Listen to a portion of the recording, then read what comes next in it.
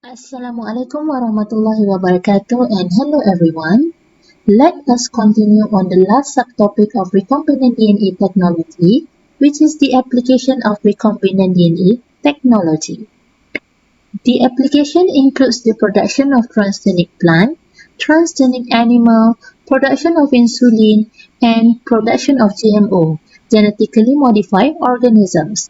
But for this syllabus, we are going to focus on production of insulin only. For the learning outcomes, students should be able to briefly explain the application of recombinant DNA technology in mass production of insulin using cDNA.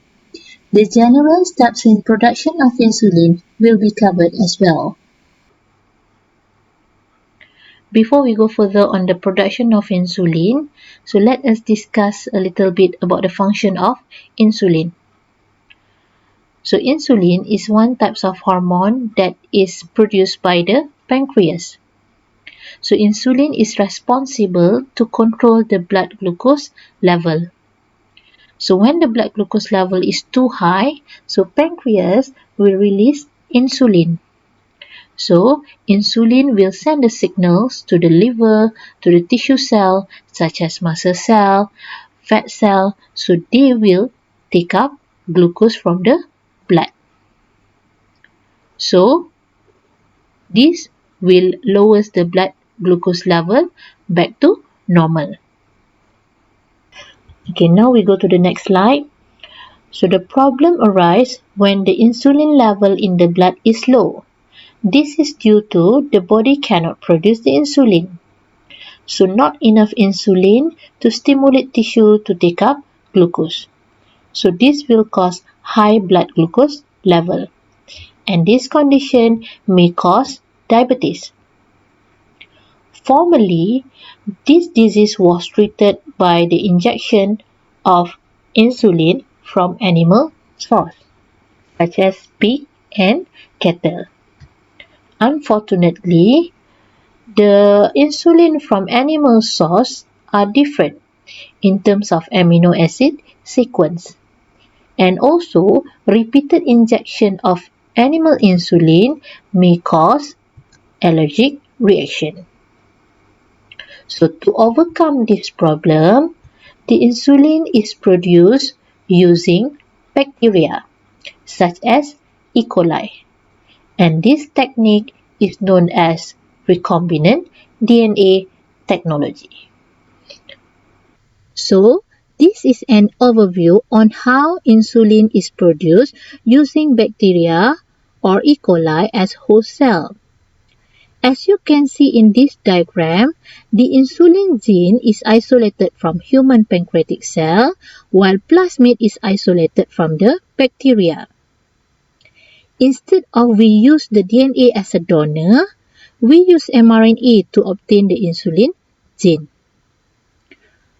Both of these insulin gene and plasmid are cut using same restriction enzyme, so that the insulin gene and plasmid are compatible to each other. Next, insulin gene is inserted into the plasmid to form recombinant DNA or recombinant plasmid. What happens next? This recombinant DNA or recombinant plasmid reintroduced into the host cell, which is bacteria or E. coli, by transformation. Then, this recombinant bacteria will undergo amplification to make many copies of them, as well as the recombinant DNA. The process occurs in the fermentation tank. Before the extraction and purification of this human insulin, recombinant bacteria will undergo screening to identify the recombinant DNA with the human insulin gene. As the conclusion of the overview, so production of insulin has 5 steps. So in here, production of insulin is using the cDNA. We will discuss later about the cDNA. So the first step is isolation. Second step is cleave or cut. Third step is insertion. Fourth step is transformation and amplification. And last step is screening. As I mentioned earlier, the insulin gene is obtained from mRNA instead of DNA. This is because of the difficulty in finding one gene among all the genes in the nucleus. Next, because of mRNA does not contain intron. Intron is a region on DNA or RNA that is not code for any amino acid. So means mRNA contain exon only. So because of this, mRNA consists code for a specific target gene.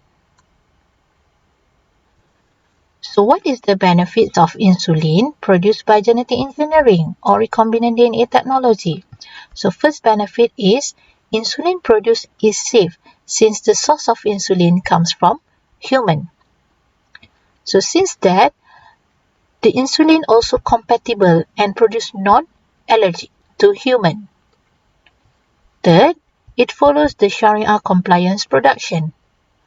And number 4, of course it is cheaper. And number 5, the insulin can be produced in bulk or large quantities. Now we go to the steps in production of insulin using cDNA. First, mRNA code for human insulin is isolated from human pancreatic cell. Next, reverse transcriptase, which is enzyme, catalyze the formation of first cDNA. cDNA means complementary DNA, which complement to this mRNA.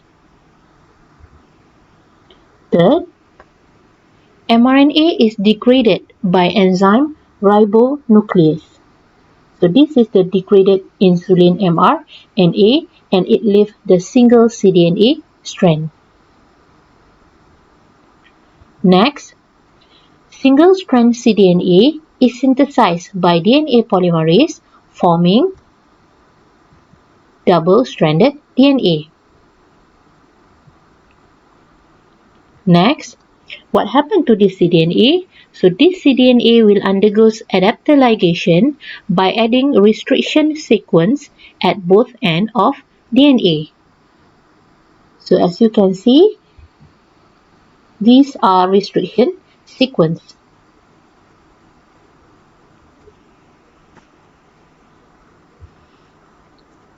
Okay, next, plasmid also is isolated from E. coli. And this is the cDNA just now. Both cDNA and plasmid are cut using same restriction enzyme. So this is the open plasmid, okay, and this is the cut cDNA. And both produce complementary sticky end. Next, what happened to this cDNA? This cDNA will be inserted into the plasmid. And then DNA ligase catalyze the joining of cDNA and plasmid, forming recombinant plasmid or recombinant DNA.